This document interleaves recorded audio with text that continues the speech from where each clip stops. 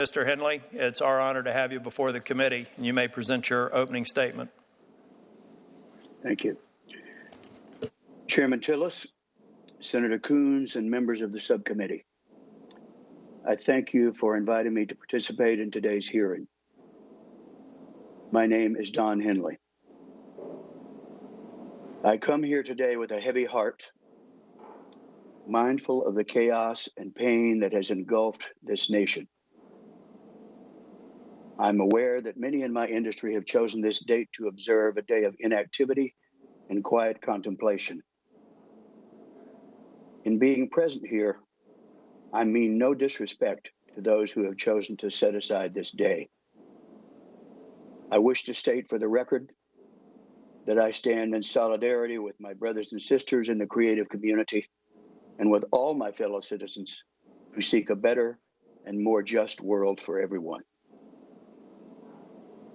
As a 55-year veteran of the music industry, I was asked by the chairman of this Senate subcommittee to come here and testify today on behalf of the creative community, songwriters, musicians, music publishers, all of whom are unfortunately known today as content providers. I am present today not to be contrary, not to advance a personal agenda.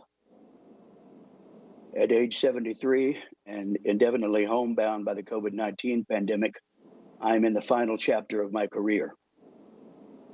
But I come here out of a sense of duty and obligation to those artists and those creators who paved the road for me and my contemporaries, and for those who will travel this road after us. It is truly unfortunate and patently unfair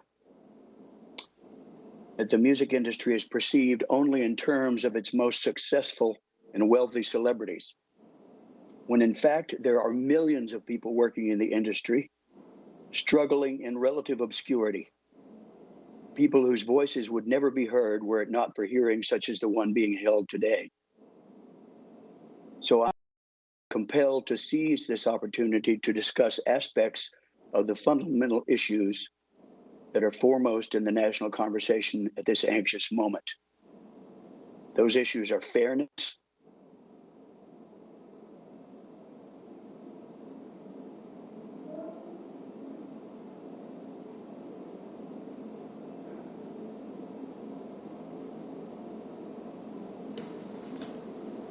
the digital gatekeepers.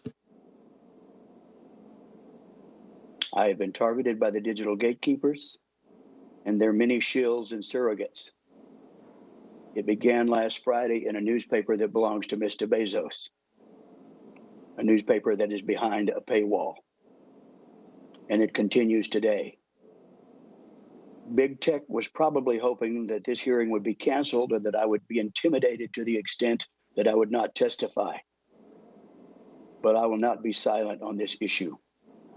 I want to do everything in my power to strengthen the property rights of music creators of all ages, all races and creeds, all styles of music, from hip hop to honky tonk, from rock to rap, to rhythm and blues, from jazz to folk to heavy metal. I want to change or improve outdated laws and regulations that have been abused for over 20 years by big tech, the enormous digital platforms that facilitate millions of copyright infringements monthly. So let me answer the question at hand. The notice and takedown system of the DMCA does not work for artists and songwriters. When a simple online search for a song returns an endless list of sites that never asked the copyright owner for permission, never received a license, and never passed on a penny to the artist for the use of their music, the system is not working.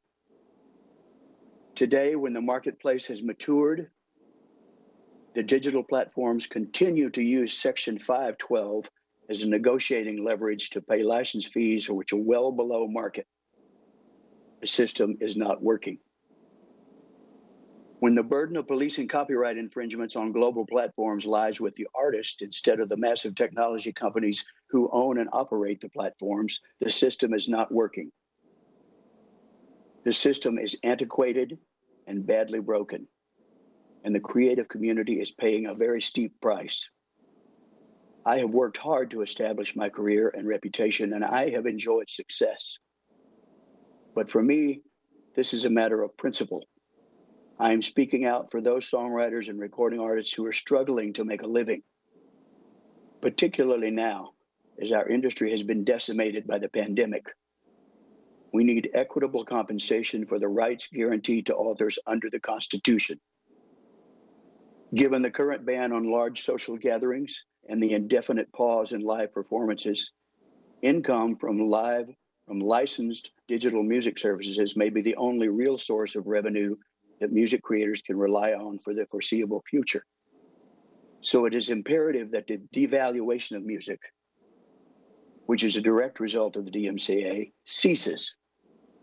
And as a result, creators are paid a fair market rate for their music across all platforms. At the dawn of the internet age, DMCA was supposed to provide digital platforms with safe harbor from liability in exchange for cooperation in protecting creators' works. It was meant to provide a proper balance and a symbiotic relationship that benefited all participants and strengthened the legitimate online marketplace. 2 decades later, that balance is decidedly off.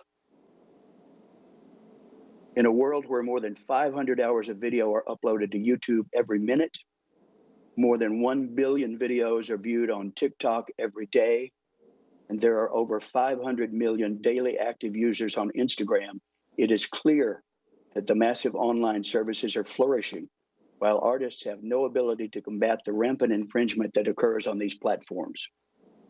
As the U.S. Copyright Office said in its recent report, the balance Congress intended when it established Section 512 safe harbor system is askew.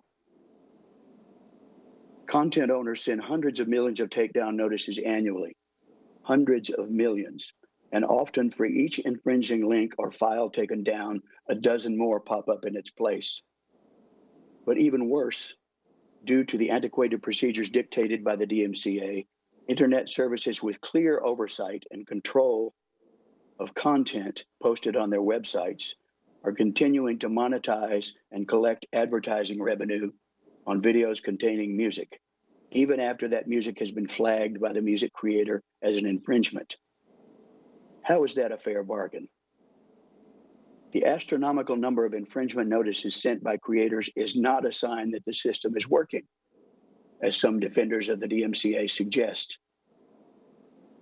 That analogy would be akin to measuring our country's success in fighting wildfires by measuring the number of attempts to extinguish them. Instead, we need to seek out the root causes of those fires, implement preventive measures, and ensure that they don't reignite.